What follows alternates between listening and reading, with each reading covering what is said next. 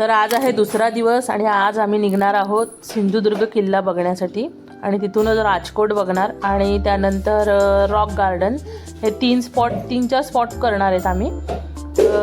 आता आम्ही निघालो आहोत रिसॉर्टमधून। हे रिसॉर्टच्या थोडं बाहेर गेल्यावरती बघा असा व्ह्यू, रिसॉर्टच्या बाहेर बघा असं एकदम सुंदर असं ठिकाण आहे। इथे आहे गाईचा गोठा आहे पुढे थोडंसं गेल्यावरती, म्हणजे हे त्यांचेच गायी आहेत। आणि हे मी तुम्हाला बोलली होती ना जो वाळ आणि छोटंसं मंदिर, ह्याच्या पलीकडून दुसरी रिक्षा मिळते। तर इतकं तर आम्ही जाते वेळेस सामान होतं त्यामुळे आम्हाला त्यांनी त्यांची रिक्षा केली होती रिसॉर्टची सोबत, पण आता सामान नसल्यामुळे आम्ही असंच चाललो आहोत। तर आम्ही चालतच गेलो होतो, जास्त लांब नाही आहे, 2 मिनिटाचं अंतर आहे।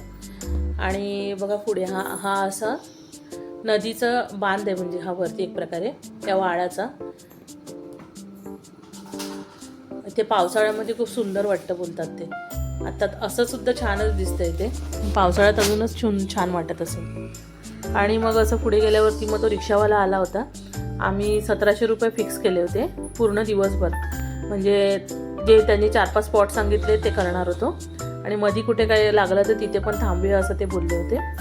तर आम्ही तर निघालो आता रिक्षामध्ये बसून बघूया रस्त्याने। तर जाताना आमचा येत्या वेळेस जो रस्ता होता तो नव्हता, हा जात्या वेळेस वेगळा रस्ता आहे। तर पहिला आम्हाला सुरुवातीला लागलं चिपली एअरपोर्ट आहे, ते रस्त्यामध्येच लागलं होतं आणि एक एरोप्लेन जस्ट इथे लँड झाला होता। तर ते बघा ते दिसतंय तुम्हाला, तो लँड होत होता, थोडंसं टर्न होऊन लँडिंग चालू होतं त्याचं। तर ते सुद्धा आम्ही शूट केलं रस्त्यामध्ये। आणि हा पूर्ण म्हणजे एवढा मोठा पॅच आहे ना, तो पूर्ण एअरपोर्टचाच आहे, चिपली एअरपोर्टचा। आणि त्या पुढे निघालो आम्ही, कर्ली नदीचा ब्रिज आहे, तो कर्ली नदी आहे खाली आणि हा त्याचा ब्रिज आहे। ह्याच्या पलीकडे ना वेंगुर्ला आहे आणि या कर्ली नदीच्या या अलीकडच्या साईडला आहे मालवण, म्हणजे इथे वेंगुर्ला संपतो आणि पुढे जाऊन मालवण चालू होतं। तर आम्ही आता कर्ली नदीवरती उभं आहोत, सगळेच म्हणजे जेवढे पर्यटक येतात ना ते इथे येऊन फोटो शूटिंग वगैरे करतात। इतकं सुंदर ठिकाण आहे ना हे, मन मोहून टाकणारं। अवतीभोवती नारळाची झाडं आहेत आणि सुंदर असा नदीचा काठ आहे आणि हा मोठा ब्रिज, आणि बिलकुल तिथे गर्दी नाही, एकदम शांतता आहे अवतीभोवती। इथे सुद्धा आम्ही काही फोटोज काढले, शूटिंग केली, तुम्हाला दिसतच असेल बघा। नदीचा बांध बघा किती छान आहे आणि नदी खूप खोल आहे बोलतात, त्यातली म्हणजे आधी वाळू काढून ना आता ती खूप खोल झाली आहे नदी। तर हा असा व्ह्यू आहे बघा। आम्ही थोडे इथे फोटो काढले आणि मग त्या साईडला गेलो, इकडच्या साईडने सुद्धा ते खूप सुंदर वाटतं आहे बघा। मोठीच्या मोठी नदी आहे, ही मधी लागते नदी, याच्या पुढे वेंगुर्ला आणि इकडून आहे मालवण। असे खूप सारे पर्यटक इथे उतरले होते, त्यांचे पण फोटोशूट वगैरे चालू होते। आणि ह्या साईडला बघा किती नारळाची झाडं आहेत, छान एकदम, किनारा पण आहे नदीचाच।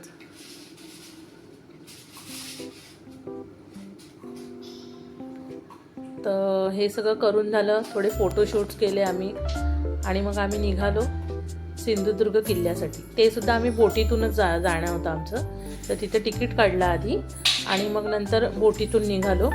एक साधारण 30-35 मिनिटाचा रस्ता आहे, म्हणजे बाय बोट पाण्यामधून। तर हे बघा, हे आम्ही आलो सिंधुदुर्ग किल्ल्याच्या पहिल्या धक्क्यावरती, तिथून आम्ही बोट केली आहे। आणि हे जाताना हा बघा, हा असा आहे ना व्ह्यू होता, तिथे तिकीट वगैरे काढतो, धक्का असतो ना त्या धक्क्यावरून जाते वेळेस। तर हे निघालो आम्ही तिथे।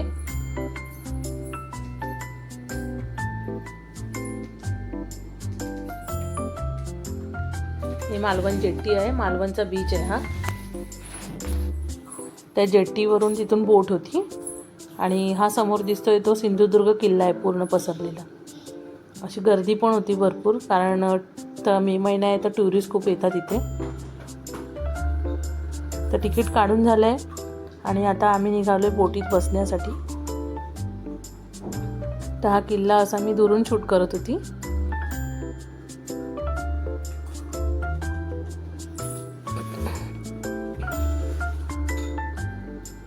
हे काही कॉन्टॅक्ट नंबर दिलेले आहेत त्या लोकांचे, ज्यांना ते स्कुबा डायव्हिंग वगैरे ते करायचं असेल त्यांच्यासाठी। तसं तर इथे खूप सारे एजंट लोक आहेत, पण स्कुबा डायव्हिंग काही तुम्हाला राईड करायचे ना त्याच्यासाठी तुम्हाला सगळ्यांना त्या ह्या बीचला किंवा भोगवे बीच या दोघांपैकी एकाच बीचला यावं लागतं, कारण तो मधला स्पॉट पडतो. आणि तुम्हाला दिसतोय तो किल्ला, तो हे बघा पॅराशूट ग्लायडिंग. आणि हे बघा हे राजकोट आहे, इथून जवळच आहे. आम्ही रिक्षाने गेलो होतो तिथे सुद्धा, पण आम्ही आधी सुरुवातीला गेलो होतो सिंधुदुर्ग किल्ल्याला. तर आता आम्ही बोटीत बसलो आहोत सगळेजण. आम्ही एकदम पुढे बसलो होतो, सगळ्यात शेवटी आम्हीच चढलो होतो. आणि पूर्वीला एकदम बोटीच्या सुरुवातीला बसवलं होतं. आणि आमची बोट निघाली बघा. आणि पाणी एवढं ढवळत होतं ना, म्हणजे अशी भीती वाटत होती की बोट उलटी होईल का. लाईफ जॅकेट सगळ्यांना दिले होते पण आम्ही घातले नाही, एवढं काही वाटत नव्हतं की घालावं असं. पण नंतर आम्ही जेव्हा दुसऱ्या दिवशी गेलो ना राईडला बोटच्या, त्यावेळेस आम्ही लाईफ जॅकेट काढले होते, कारण आम्ही तिघं चौघंच होतो बोटीमध्ये, आमची प्रायव्हेट बोट होती त्यावेळेस. तर हे खूप मजा करत होतो आम्ही. आणि एका वेळेस बोट जवळपास अशी आहे ना उलटी झाल्यासारखीच वाटत होती, म्हणजे उलटी होईल असं वाटत होतं, कारण पाणी आहे ना मोठी लाट आली होती आणि त्यामुळे बोट पूर्ण अशी वरती ढवळून निघाल्यासारखी झाली.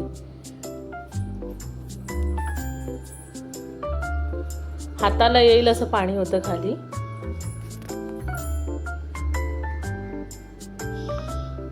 आणि बोट अशी हलायला लागली ना, आम्ही जवळपास एकदम घाबरूनच गेलो होतो, अरे काय होतं म्हणून. आता आम्ही उतरलो आहे सिंधुदुर्गच्या किल्ल्याच्या धक्क्यावरती आणि चाललो आहे किल्ल्याच्या दिशेने. हे बघा हे असं आहे, सुरुवातीला अशी दगडं वगैरे आहेत. आणि हा किल्ला पण आहे ना 25 तारखेनंतर बंद होणार होता, 25 मे नंतर, कारण समुद्रामध्ये ना 15 तारखेच्या नंतरच म्हणजे इकडे पाऊस यायला चालू होता ना कोकणामध्ये, त्यामुळे कसं समुद्रामध्ये मासेमारी वगैरे ते सगळं बंद असतं. म्हणजे पूर्ण हे किल्लासुद्धा बंद करून टाकतात, कारण बोट त्याच्यामध्ये चालवणं खूप इम्पॉसिबल असतं आणि सगळ्या राईड्स वगैरे सगळं बंद होतं. पण यांना 25 तारखेचं एस्टिमेट दिलं होतं, त्यामुळे लकीली आम्हाला हे सगळं आता बघायला मिळतं आहे. बाकी राईड्स वगैरे चालू होत्या, स्कुबा डायव्हिंग वगैरे सगळं बंद झालं होतं. स्कुबा डायव्हिंग आणि ते न्यूटी लाईट हाऊस वगैरे ते सगळे तिकडचे बीचेस आहेत ना, म्हणजे ते बीच चालू होते, पण हे जे मधले पाण्याच्या मधले स्पॉट होते ना ते सर्व बंद झाले होते, कारण 15 तारखेनंतर थोडा पाऊस येऊन पण गेलो होतं, त्यामुळे समुद्राच्या पाण्यामध्ये ना सगळी वाळूवाळू होती आणि पाणी आतमध्ये ढवळत पण होतं गर्भामध्ये समुद्राच्या, त्यामुळे स्कुबा डायव्हिंग पॉसिबल नव्हतं, त्यामुळे ते बंद करून टाकलं. तर हा आम्ही किल्ल्याच्या आत गेलो बघा. तर हे असं आतमध्ये व्ह्यू आहे बघा. आजही खूप गर्दी होती, खूप म्हणजे नॉमिनल मीडियम अशी गर्दी होती साधारण, पण ऊन भरपूर होतं कारण. आणि स्कुबा डायव्हिंगसुद्धा चालू होती आम्ही या दरम्यान जेव्हा इथे आलो तेव्हा, पण तरी त्यांनी सांगितलं होतं की तुम्हाला काही दिसण्याचे चान्सेस नाही आहे, कारण आतमध्ये वाळू आहे ना ढवळत होती, त्यामुळे कसं स्कुबा डायव्हिंग चालू ठेवले होते पण तुमचे पैसे वेस्ट होतील, म्हणून त्यांनी आम्ही तर काही स्कुबा डायव्हिंग केली नाही, आम्ही किल्ला फिरणं प्रिफर केलं सुरुवातीलाच. आणि ऊन असल्यामुळे खूपच सारखी सारखी तहान पण लागत होती, पण किल्ला फिरताना मजा आली, असं बोर झालं नाही.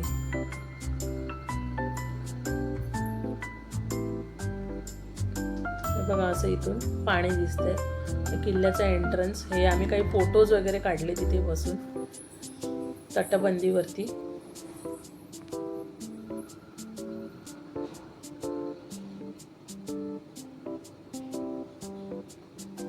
हा असा किल्ला आहे.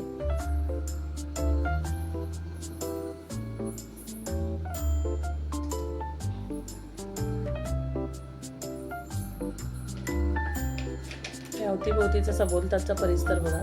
हे फक्त एकच साईड झाली, अजून आम्ही पुढे जाणार होतो चालत चालत. हे किल्ल्याच्या कडा आहेत ना आजूबाजूच्या, तिकडे बघा कसं पाणी फेसाळून वरती वरती येत होतं आणि आत सुद्धा आलं होतं. म्हणजे मॉर्निंगला लाटा इतका उफाळून येतात की किल्ल्याच्या आत सुद्धा पाणी शिरतं इन द सेन्स लाटांचं जो फेसाळलेलं पाणी असतं ना ते उडून आत येतं. हे बघा इथे दिसतेच आहे तुम्हाला वाळू, त्याच्यावरून तुम्हाला अंदाज येतच असेल. समुद्राची भरती होण्याचा वेळ सुरू झाला होता, त्यामुळे लाटा एकदम उफाळून येत होत्या. हे बघा हे असं पाणी असं वरती येताना दिसतंय तुम्हाला. हे इथून ते त्या टोकापर्यंत तटबंदी आहे. ते फिरून अक्षरशः पायसुद्धा दुखून आले होते. आणि पुढे गेल्यावरती मग आम्ही कोकम आगळ वगैरे ते सगळं विकत घेतलं. काजू जे काही तिथे मिळालं ते घेतलं, कारण ऑफिसमध्ये वगैरे पण सगळ्यांना द्यायचं होतं. तर हे असं फिरून झालं आता किल्ला. आता आम्ही किल्ल्याच्या शेवटी पोचणार आहोत. हे इथून तटबंदीच दिसते बघा आहे. आणि हे आतला पॅच आहे, आतल्या साईडचा पॅच आहे पूर्ण हा.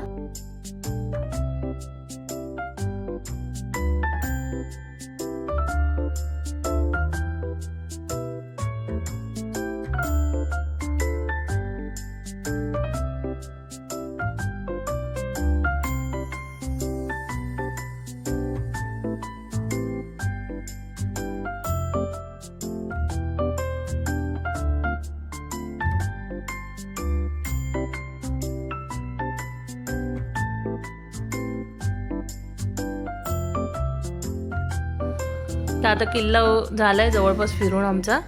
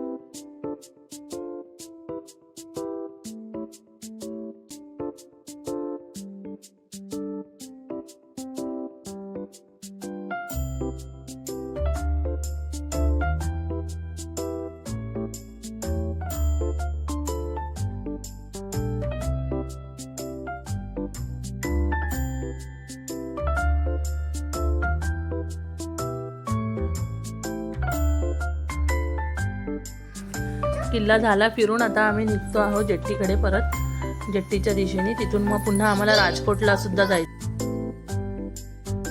तर बोटीत बसलो आहोत आम्ही आणि सिंधुदुर्ग किल्ला दिसतोय तुम्हाला. टाटा करून आम्ही निघालो आता त्याला. आता निघालो राजकोटच्या दिशेने जायचं आहे आम्हाला. तर हे बोटीमध्ये आम्ही बसलो होतो. तर हे आम्ही जेट्टीच्या जवळ आता पोचलो आहोत. तिथे ना वेगवेगळ्या राईड्स चालू होत्या, हे बघा तुम्हाला दिसतातच आहे. तर आम्ही तर राईड तर काय केल्या नाही, आम्ही नंतर राईड घेतले दुसऱ्या दिवशी, कारण खूप ऊन पण होतं आणि गरम पण होत होतं. त्यामुळे आम्ही निघालो राजकोटच्या दिशेने. तर भेटूया माझ्या पुढच्या ब्लॉगमध्ये मित्रांनो. तोपर्यंत बाय बाय.